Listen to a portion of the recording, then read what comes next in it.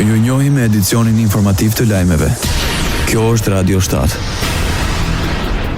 Përshkallëzohet konflikti mes Iranit dhe Izraelit. Forcat izraelite të mbrojtjes deklaruan se shënjestruan selin bërthamore të Iranit. Shërbimet emergjente raportojnë se mbi 10 persona janë plagosur në zona të ndryshme të vendit. Sulmet e Izraelit u përqendruan në stadiumin Azadi, Kital, pazarin e Madh Aladin, Talegani, Niavaran, sheshin Fatami, ku ndodhet Ministria e Brendshme dhe zonat përreth parlamentit në Iran.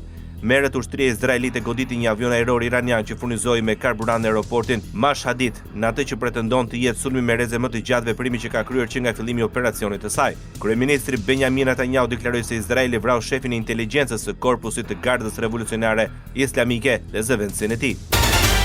Ministri i Jashtëm i Izraelit, Israel Katz, paralajmëroi vazhdimin e sulmeve duke thënë se Teherani po shndrohet në Beirut. Kalimet nëntoksore me Jordaninë dhe Egjiptin mbeten të hapura. Ushtria njofton se në më pak se 3 ditë kanë sulmuar më shumë se 170 objektiva dhe mbi 720 objekte ushtarake të Iranit. Vetëm gjatë natës së kaluar u shënjestruan 80 objektiva duke përfshirë selinë e Ministrisë së Mbrojtjes së Iranit, selinë e projektit bërthamor Spand dhe objektiva të tjera.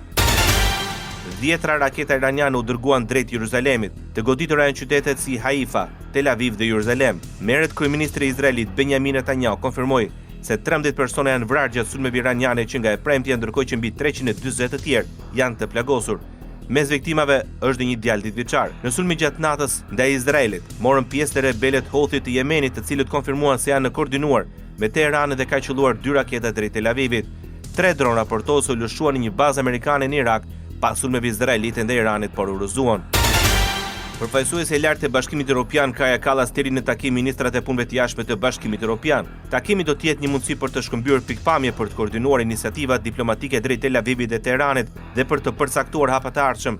Sipas burimeve nga kabineti Kallas, Bashkimi Evropian është fuqimisht e përkushtuar ndaj sigurisë. Ne do të vazhdojmë të kontribuojmë në të gjitha përpjekjet diplomatike për të ulur tensionet dhe për të gjetur një zgjidhje të qëndrueshme për çështjen bërthamore iraniane, e cila mund të ndodhë vetëm përmes një marrëveshje të negociuar, bëhet me dije nga kabineti Kallas.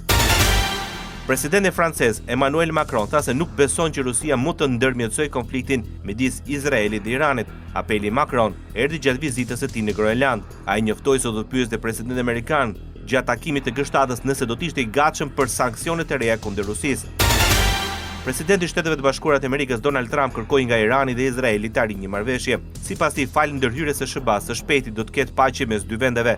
Irani dhe Izraeli duhet të bëjnë një marrëveshje, do të bëjnë një marrëveshje ashtu siç detyrova Indinë dhe Pakistanin. Në këtë rast, duke përdorur tregtinë me Shtetet e Bashkuara për të rikthyer zërin e arsyes dhe mendjen e shëndosh të bisedime mes dy udhëheqësve të shkëlqyer, të cilët ishin në gjendje të ndërmerrin shpejt një vendim dhe të ndalonin luftën, shkruan Donald Trump.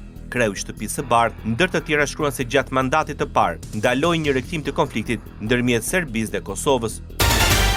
Turqia kërkon nga SBA të ndërhyjë për zgjidhjen e konfliktit Izrael-Iran. Presidenti turk Recep Tayyip Erdogan pati një bisedë telefonike me presidentin e Shteteve të Bashkuara të Amerikës Donald Trump duke kërkuar veprime urgjente për të parandaluar konfliktin midis Izraelit dhe Iranit. Presidenti Erdogan përshëndeti deklaratat e fundit të presidentit të SBA-s Trump mbi zgjidhjen e konfliktit midis Izraelit dhe Iranit dhe theksoi nevojën për veprime urgjente për të shmangur një katastrofë që mund të përfshijë të gjithë rajonin, tha në një deklaratë presidenca turke. Ndoqët lajmet shkurt në Radio 7, zëri pozitiv i qytetit.